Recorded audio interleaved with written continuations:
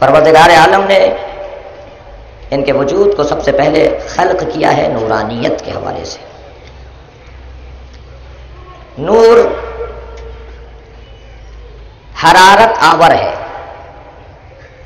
جہاں نور ہے وہاں حرارت ہے، اور جہاں حرارت ہے وہاں حرکت ہے۔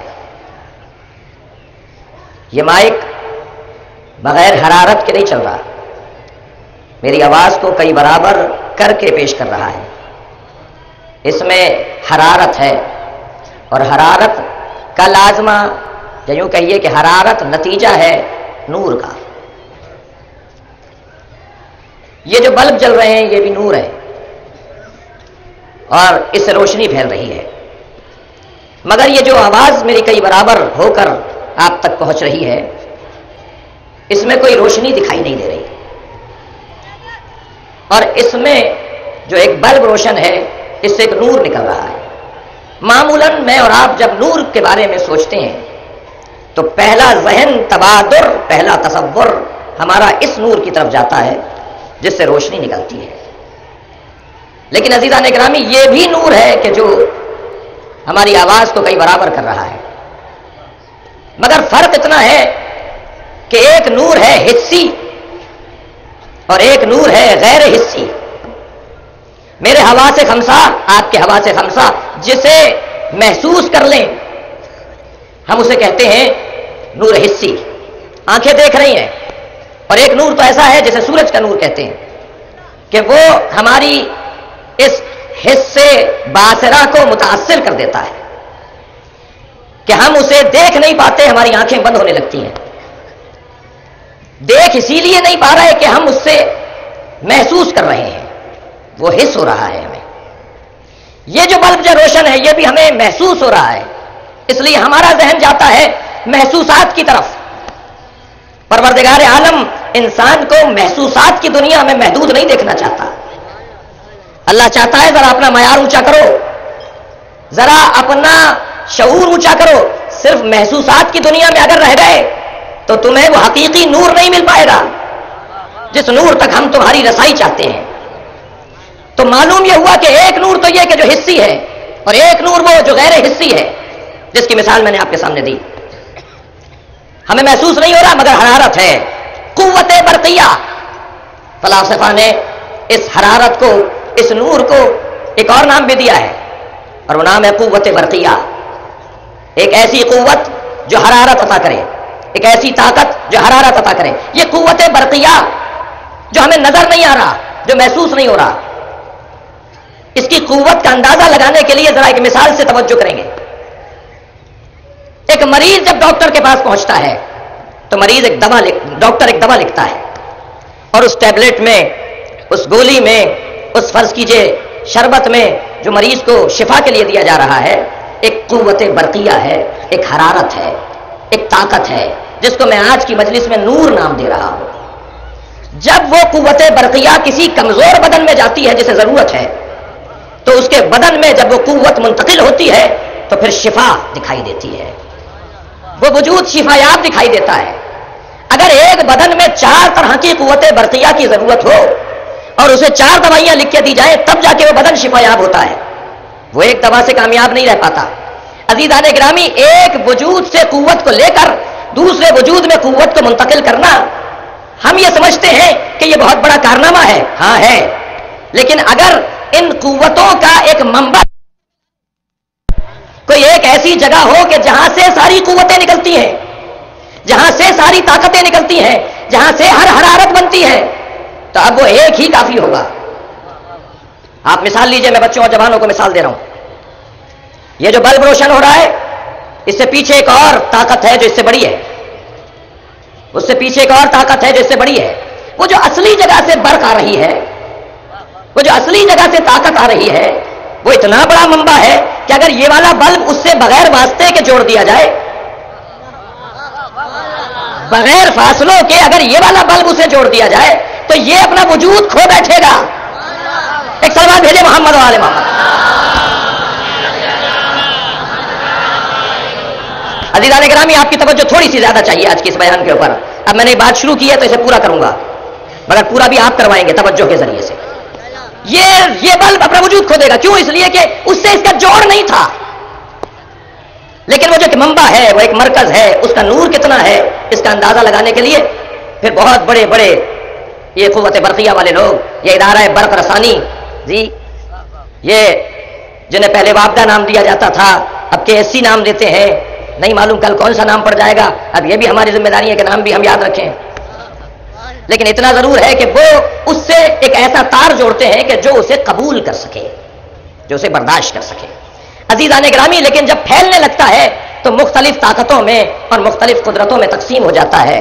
یہ جو ڈاکٹر طبیب ایک جڑی بوٹی سے، ایک پودے سے، ایک کسی بھی بیج سے قوت برقیہ کو لے کر ایک ٹیبلٹ بناتا ہے، ایک گولی بناتا ہے، ایک شربت بناتا ہے مریض کے لیے، یہ منتقل کر رہا ہے نور کو تاکہ کسی اور بدن میں چلا جائے، اسے شفا مل جائے. بس میں آخری اس جملے اس بات کا نتیجہ دے دوں آپ کی خدمت میں، وہ یہ کہ اگر کوئی ایسا بدن ہو جس میں ساری قدرتیں موجود ہوں تو اسے کسی واسطے اور فاصلے کی ضرورت نہیں ہوگی، بلکہ وہ مریض کے سر پر ہاتھ رکھے گا اور کہے گا بسم اللہ الرحمن الرحیم، خود بخود وہ قوت برقیہ منتقل ہو جائے گی، وہ مریض اٹھ کے بیٹھ جائے گا، ہو جائے.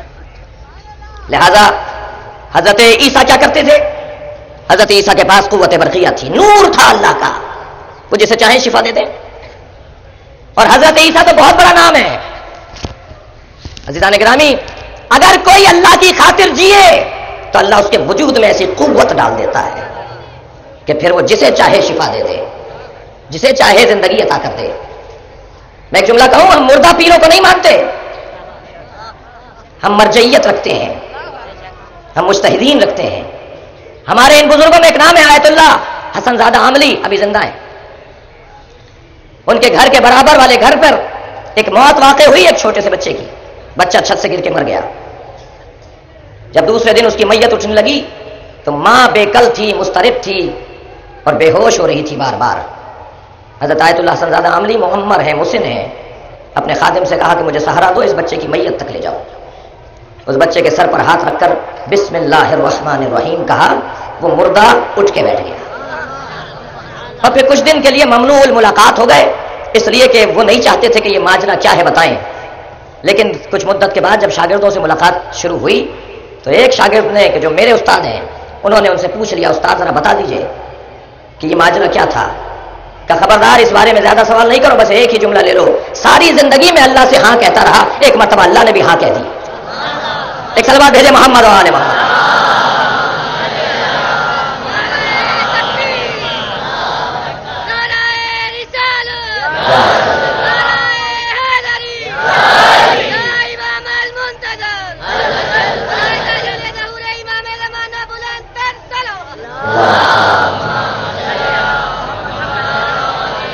اب یہ جو نور پروردگار عالم نے بنایا، میں آپ کو نتیجتاً یہ جملہ کہوں کہ پروردگار عالم نے وہ اصلی منبع سرکار کی ذات کو قرار دیا ہے. سارے نبیوں کو نور مل رہا ہے نبی کی ذات سے، سارے ولیوں کو نور مل رہا ہے نبی کی ذات سے، سب اماموں کو نور مل رہا ہے نبی کی ذات سے. وہ اصلی منبع جو نور اول ہے وہ سرکار دو جہاں کی ذات ہے. جس کے نام میں مدحت اور جس کے نام کے اندر کمال پایا جاتا ہو، اس کی زندگی میں کتنا کمال ہوگا. اللہ نے اس وجود کا نام پر تو غور کیجئے سرکار کے، اللہ نے اس وجود کا نام محمد رکھا ہے.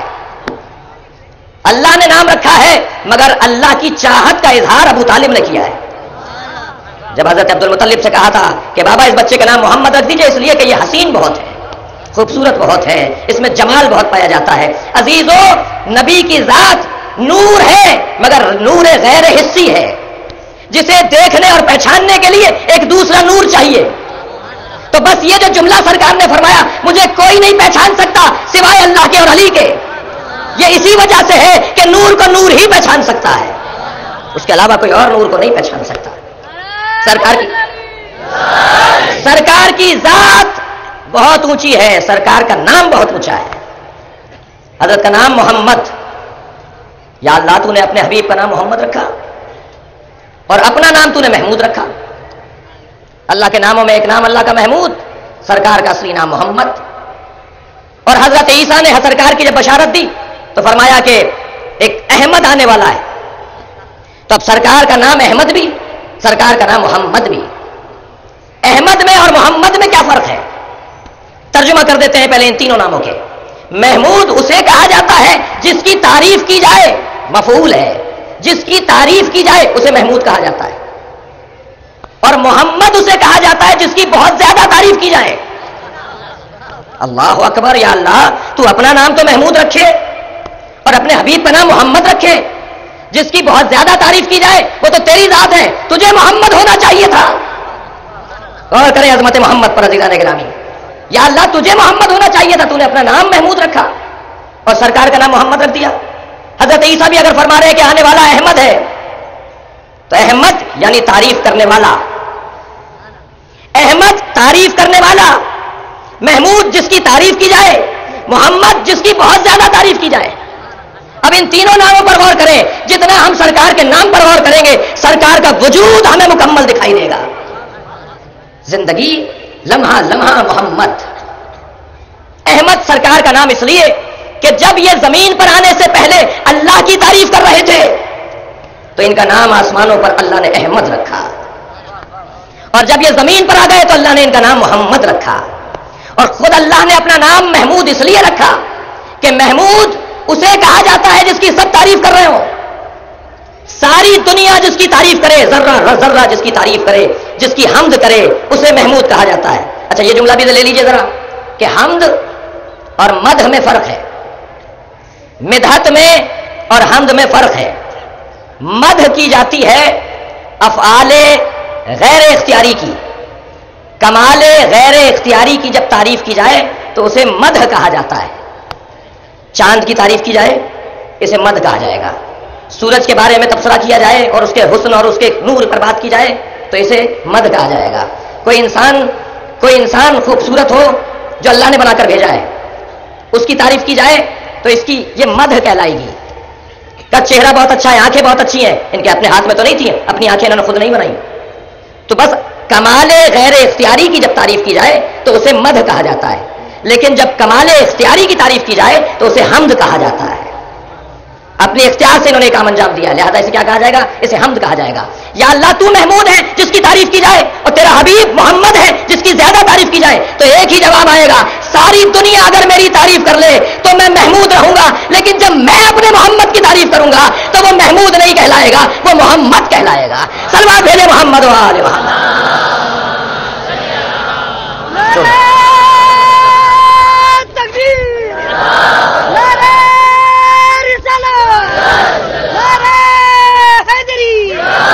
وجہ برات کی اللہ جس کی حمد کرے اسے محمد کہا جاتا ہے, اور پروردگار عالم نے نام ہی جس کا محمد رکھا ہو اس میں کمال کتنے عطا کیے ہوں گے. اور ان کمالات میں عزیزان گرامی ایک کمال یہ ہے کہ جاءکم رسول من انفسکم, ہماری جانب سے رسول آیا ہے جو تم ہی میں سے ہے. یہ یہاں کے نہیں ہیں, یہ وہاں کے تھے یہاں رہے, اور جو وہاں کا ہے جہاں کا ہوتا ہے اسے وہاں پلٹنا بھی پڑتا ہے. لہذا سرکار دو جہاں کی معراج ایک کمال ہے سرکار کی زندگی کا. بعض لوگوں نے سرکار کی معراج پر گفتگو کرتے ہوئے کبھی کہہ دیا کہ یہ خواب کی معراج تھی, خواب دیکھ رہے تھے حضرت. کسی نے کہا کہ نہیں, روح چلی گئی حضرت کی, بدن مبارک وہی مکہ المکرمہ میں تھا.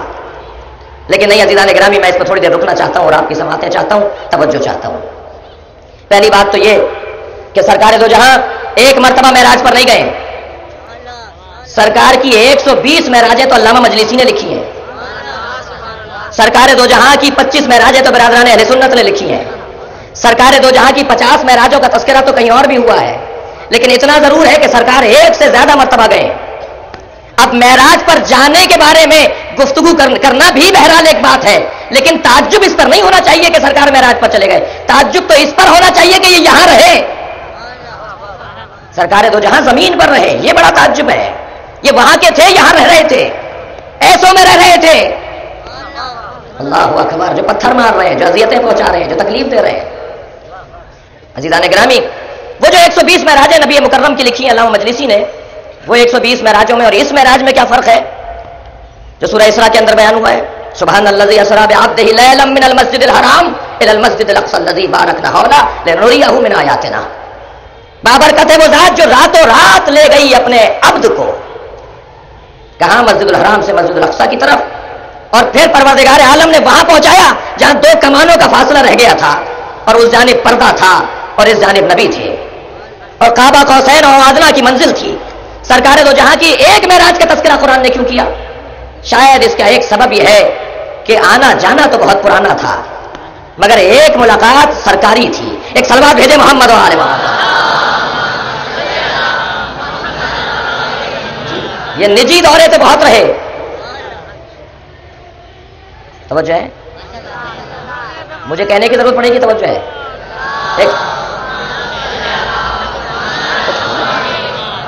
ایک صلوات بھیجے بابا سے بلند تھا۔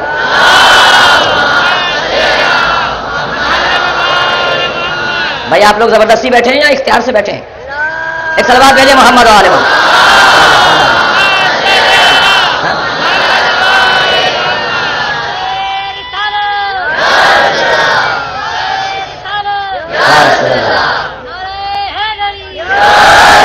سرکار دو جہاں یہی بارود وجے کا سب تمہارے ہیں، یہی حکومت یہی بارود وجے کا سب تمہارے ہیں۔ اگر تم ان کو رکھتے ہو تو حیدر ہم بھی رکھتے ہیں۔ سرکار دو جہاں ایک سرکاری دورے پر جا رہے ہیں، اللہ بلا رہا ہے نبی کو، اور بلانے کے لیے سواری بھی جو بھیجی ہے وہ ایک ہی دفعہ بنی ہے اور ایک ہی کے لیے بنی ہے، جس کا نام سرکار کو دینے والی سواری کا نام براق رکھا، بجلی کی طرح چلنے والی سواری۔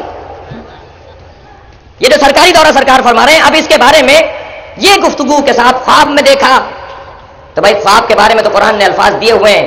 حضرت ابراہیم نے جب خواب دیکھا تھا تو یہ نہیں کہا تھا مجھے معراج ہو رہی ہے، حضرت ابراہیم نے فرمایا تھا انی ارا فی المنام۔ خواب کو تو نوم منام کہا جاتا ہے، سوتے میں دیکھنے کی کیفیت کچھ اور ہے، رویا منام، سوتے ہوئے دیکھنا۔ یہ نبی مکرم سو نہیں رہے تھے، بدن مبارک گیا ہے سرکار کا، سرکار اپنے بدن کے ساتھ تشریف لے گئے، اور جن کا یہ کہنا کہ صاحب روح گئی تھی، تو بھائی بدن یہ موقع نہیں ہے، محل نہیں ہے، تفصیل سے کسی امام بارگاہ کی مجلس میں بیان کرنے کی ضرورت ہے، اور وہ یہ کہ بدن مبارک سرکار کا گیا ہے، اس لیے کہ بدن اور روح کا ایسا جوڑ ہے کہ روح کبھی بدن کے بغیر رہتی ہی نہیں ہے۔ یہ پہلے بدن آتا ہے شکم مادر میں، تب روح آتی ہے، اور جب روح بدن کے ساتھ مل جاتی ہے تو اس بدن کو چھوڑتی نہیں ہے، اور جب اس بدن کو چھوڑ دیتی ہے تو وہ دن موت کا دن ہوتا ہے۔ تم نبی کی معراج کا تذکرہ کر رہے ہو یا نبی کی رحلت کی بات کر رہے ہو کہ نبی مکرم معراج پر گئے ہیں، آپ کی روح چلی گئی، بدن یہی رہ گیا؟ نہیں عزیزان گرامی، اب یہ روح بدن کو چھوڑتی نہیں ہے، یہ مرنے کے بعد بھی نہیں چھوڑتی، اس لیے کہ مرنے کے بعد جس بدن کو ہم دفنا کر آ جاتے ہیں وہ بدن سے یہ روح نکل کر ایک جسم برزخی میں چلی جاتی ہے، ایک اور جسم سے مل جاتا ہے جو بدن ہے برزخی بدن، وہاں بھی روح بغیر بدن کے نہیں رہتی۔ شاید میرا مدعا اس مثال پر روشن ہے کہ یہ روح بغیر بدن کے زندگی نہیں گزار سکتی، روح ہے تو بدن ہوگا۔ اب یہ بدن کبھی دنیا میں آنے سے پہلے رہا، ہمیں نہیں معلوم کیسا تھا، یہ بدن دنیا میں آنے کے بعد رہا، ہمیں معلوم ہے کیسا ہے، اور یہ اس دنیا سے جانے کے بعد بدن پائے گی روح، کیسا ہوگا یہ جانے والے جانتے ہیں، اور وہ آگے بتاتے بھی نہیں ہے کہ کیسا ہے، لیکن اتنا ضرور ائمہ کی احادیث سے ملتا ہے کہ یہ بدن برزخی کے بغیر روح رہ نہیں سکتی۔ تو عزیزو، روح تو علیحدہ ہو ہی نہیں سکتی بدن سے، نہیں ہو سکتا۔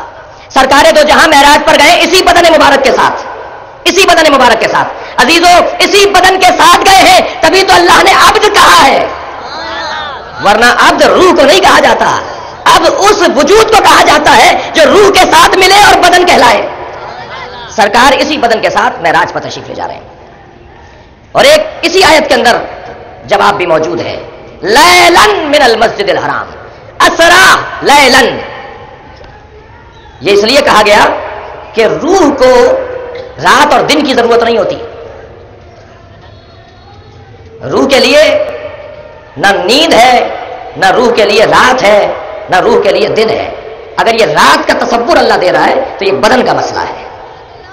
سرکار کا یہی بدن مبارک معراج پر جا رہا ہے، اور سرکار جب معراج پر تشریف لے جا رہے ہیں تو اتنے لمحوں میں گئے، لیلن رات ہی میں واپس آ گئے، اور اتنا طویل سفر کرنے کے بعد جب سرکار واپس آ رہے ہیں تو اللہ اکبر، کیا کچھ دیکھ کر آئے۔ جب حدیث معراج کی تفصیل میں ہم جاتے ہیں تو ایک بڑی کتاب تیار ہو جاتی ہے کہ سرکار نے وہاں کیا کیا دیکھا. لیکن عزیزان گرامی گئے اتنی جلدی ہیں, آئے اتنی جلدی ہیں کہ بستر بھی گرم ہے, وضو کا پانی بھی بہ رہا ہے, زنجیر در بھی ہل رہی ہے. کہ تمہیں نہیں معلوم کہ جب روح کائنات ہٹے, جب بدن کائنات نکل جائے اس کے وجود سے, تو وہاں جو چیزیں ہوتی ہیں وہیں رکی رہ جاتی ہے. جب دوبارہ لوٹے گا تو وہیں سے شروع ہوگا جہاں سے چھوڑ کر گئے تھے.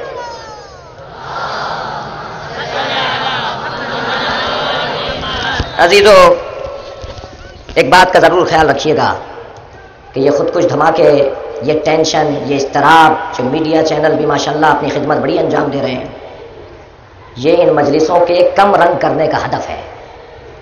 آپ کا دماغ وہاں نہیں رہنا چاہیے, مجلس میں آ جائیے, فضائل بھی سنیے, مصائب بھی سنیے.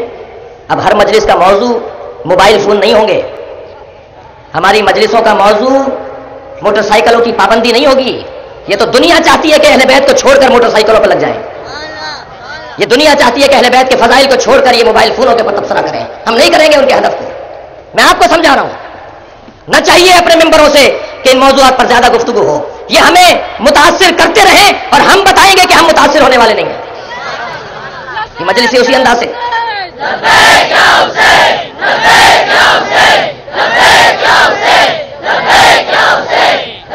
صلوات بھیجے محمد و آل محمد. سرکار دو جہاں کا معراج پر جانا یہ نبی کے کمالات میں سے ایک کمال ہے, اور نبی کی عظمت میں سے ایک عظمت یہ ہے کہ سرکار جب وہاں گئے ہیں تو سرکار دو جہاں کو وہاں آیات دکھائی گئی ہیں. آپ کی توجہ اگر میرے ساتھ ہے تو وحی کی 3 طریقے بیان کی ہیں اللہ نے. سب سے پہلا طریقہ, ما کان لبشر ان یکلمہ اللہ, اللہ کسی بشر سے بات نہیں کرتا مگر الا وحیًا, یا وحی کے ذریعے بات کرتا ہے, اور من وراء الحجاب, اور پردے کے پیچھے سے بات کرتا ہے, اور یرسل رسولا, یا کسی رسول کو بھیج کر بات کرتا ہے. یہ 3 ہی طریقے ہیں اللہ کی بات کرنے کے. سارے نبیوں سے اللہ نے بات کی فرشتے کے ذریعے, یرسل رسولا, ہمارے نبی سے بات کی فرشتے کے ذریعے سے. پروردگار عالم نے فرشتوں کی خلقت سے پہلے جب نبی کو بنایا تب بات کی وحی کے ذریعے سے. اللہ خود بات کر رہا ہے. مجھے بتایا جائے کہ نبی مکرم پر آنے والی وحیوں کی ان 3 قصوں میں من وراء الحجاب, پردے کے پیچھے سے جو بات ہوئی, اس کی مثال کہیں اور ہے سوائے معراج کے, کہ جب سرکار وہاں تشریف لے گئے تو پردے کے پیچھے سے آواز آ رہی ہے. عزیزان گرامی, جب پردے کے پیچھے سے آواز آئی تو لہجہ بڑا آشنا تھا, اور اتنا آشنا لہجہ تھا کہ سرکار نے پوچھ لیا یا اللہ, حدیث نبی کی, سرکار نے پوچھ لیا یا اللہ تو بول رہا ہے یا علی بول رہا ہے؟ تو آواز آئی ہے میرے حبیب میں تم سے بات کر رہا ہوں, مگر میں نے علی کا لہجہ اس لیے اپنایا ہے کہ میں نے جسے خلوت کا ساتھی پایا آج خلوت میں اسی کے لہجے کو اپنانا تھا. اور نبی مکرم اس لہجے میں اللہ سے بات کر رہے ہیں. کیا کہا, لنریہ من آیاتنا, ہم چاہتے یہ ہے کہ ہم تمہیں اپنی آیات دکھائیں. میرے مولا اپنے سینے پر ہاتھ رکھ کے فرماتے ہیں انا آیت اللہ الکبریٰ, میں علی اللہ کی بڑی نشانی ہوں. جب علی اللہ کی بڑی نشانی ہو اور نبی کو بلایا گیا ہو آیات دکھانے کے لیے, آیات سے ملوانے کے لیے, تو سب سے بڑی نشانی کو نہ دکھایا جائے؟ نبی کے حوالے کی ہے ولایت علی. اے میرے حبیب اپنی امت کو اکیلا چھوڑ کے نہ جانا, اپنی امت کو علی کے حوالے کر کے جانا. انا و علی ابوا هذه الامه, میں اور علی اس امت کے 2 باپ ہیں. انا و علی من نور واحد, میں اور علی ایک نور کے 2 ٹکڑے ہیں. یہ آیات جسے اللہ نے معراج پر نبی کو عطا کیا وہ ہے نظام ولایت و امامت اہل بیت, تاکہ امت ہادی سے محروم نہ ہونے پائے, اور اس کی اطاعت کو فرض قرار دیا تاکہ کسی مرحلے پر رہنمائی سے محروم نہ رہ سکیں. عزیزان گرامی, نبی مکرم کے بعد ہمیں آج تک نبی کی سیرت چاہیے. ہم کس سے لیں کہ نبی کی سیرت کیا ہے, ہم کس سے سمجھیں کہ نبی کی عادت کیا تھی, نبی کا طریقہ کار کیا تھا, سرکار دو جہاں کس انداز سے جیتے تھے, اقدامات کا طریقہ کیا تھا. ہمیں اس سے لینا ہے کہ جو نبی کے ساتھ اول سے رہا اور آخر تک اس نے ساتھ نبھایا. میں ایک مثال کے ذریعے, بہت مانوس ہو گئے نا دھماکوں سے, ایک بہت بڑا دھماکہ، ایک شور مچے کسی چوراہے پر، دو بڑی گاڑیاں آپس میں ٹکرا جائیں، دسیوں لوگ خدا نہ خواستہ جہاں بحق ہو جائیں، دسیوں لوگ زخمی ہو جائیں، واقعے کی خبر ملے تو مختلف علاقوں سے لوگ جائے حادثہ پر پہنچے۔ واقعہ صبح چاشت کے وقت ہوا اور لوگوں کی آمد و رفت رات 8 بجے تک رہی، لیکن عزیزان گرامی جب پوچھیں گے آپ ہر جانے والے سے اور ہر دیکھنے والے سے تو ہر ایک کا بیان مختلف ہوگا۔ جو واقعے پر موجود تھا، حادثے پر موجود تھا، اس کا کچھ اور بیان ہوگا، جو 2 گھنٹے بعد گیا اس کا کچھ اور بیان ہوگا، جو 6 گھنٹے بعد گیا اس کا کچھ اور بیان ہوگا، جو حادثے کی جگہ کی صفائی کے بعد گیا اس کا کچھ اور بیان ہوگا۔ یہ بیان مختلف کیوں ہوں گے؟ مثلا جس نے حادثے کو دیکھا تھا وہ یہ کہے گا 2 گاڑیاں فلاں فلاں ٹکرائیں، اتنے لوگ مرے، اتنے زخمی ہوئے۔ جو 2 گھنٹے بعد گیا تھا اسے مرنے والے دکھائی نہیں دیے، زخمی بھی نہیں دکھائی دیے، مگر گاڑیاں دکھائی دی۔ اس نے کہا 2 گاڑیاں ٹکرائی ہیں بس۔ جو 2 گھنٹے بعد گیا اسے گاڑیاں بھی دکھائی نہیں دی، اس نے کہا کوئی حادثہ نہیں ہوا۔ یہ جو بیانات میں مختلف بیانات مل رہے ہیں، اس کا سبب کیا ہے؟ اس کا سبب یہ ہے کہ مختلف لوگوں نے حادثے کے مختلف مرحلوں کو دیکھا ہے، اور جو اول سے آخر تک رہا ہو وہ جو بیان دے گا وہ سچا بیان ہوگا اور وہ پورا بیان ہوگا۔ عزیزان گرامی، کوئی نبی کا 2 سال کا ساتھی ہے، کوئی سرکار کا 5 سال کا ساتھی ہے؟ ہمیں نبی اس سے چاہیے جو نبی کی گود میں آیا ہو اور اس وقت تک نبی کو چھوڑ کر نہ گیا ہو جب تک غسل و کفن نہ دے دیا ہو۔ صلوات بھیجے محمد و آل محمد۔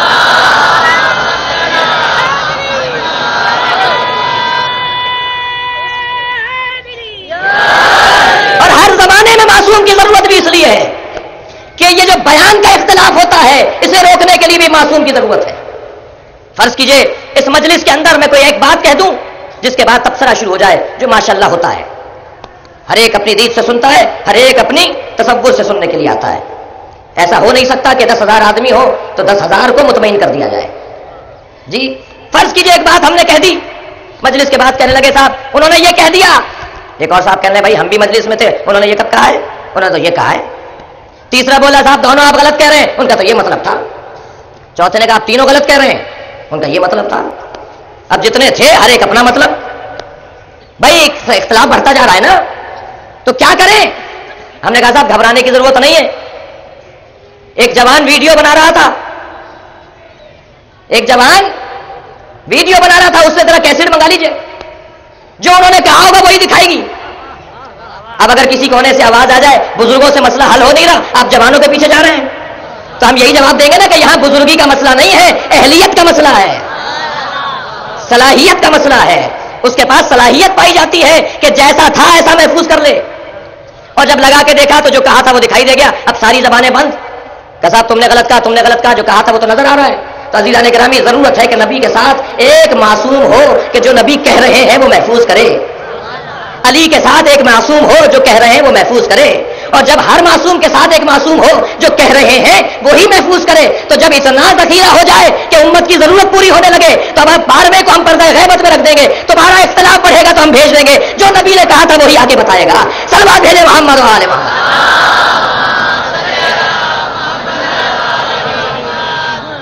اور اب ضرورت اس امر کی ہے کہ اسی کی اطاعت کی جائے جو نبی جیسا دے کر گئے ہیں ایسا ہی بیان کر رہا ہے۔ اور یہ اہل بیت عصمت و طہارت کا مقام اور ان کی عظمت ہے کہ جلوت سے بھی آشنا ہے، یہ خلوت سے بھی آشنا ہے، یہ گھر کے اندر گھر رکھتے ہیں، اور جب اس انداز سے ان کی عظمت بیان ہوتی ہے تو جو یہ کہیں گے وہی نبی مکرم کا دیا ہوا ہوگا۔ اور انہوں نے اللہ کی جانب سے جو مقام پایا ہے، یہ صاحب ہیں، یہ مالک ہیں، ان کی اطاعت ضروری ہے۔ عزیزو، اگر اس کائنات پر نظام اطاعت کو ختم کر دیا جائے تو یہ دنیا آخری دن پائے گی، وہی آخری دن ہوگا تباہی اور بربادی۔ لہذا نظام اطاعت اس پوری کائنات کو جوڑنے کا ذریعہ ہے، وہ حیوانات میں، نباتات میں، جمادات میں، وہ انسانوں میں، اور وہ اطاعت کا نظام بہترین اس گھرانے نے ہمیں کر کے دکھایا ہے۔ آج جس ممدوح کے مصائب کا بیان ہے، میں مصائب پڑھنے سے پہلے ایک جملہ کہوں کہ اگر وہ سپاہی ہوتے کربلا میں تو 3 محرم کو ہی نقشہ بدل گیا ہوتا، 4 محرم کو ہی نقشہ بدل گیا ہوتا۔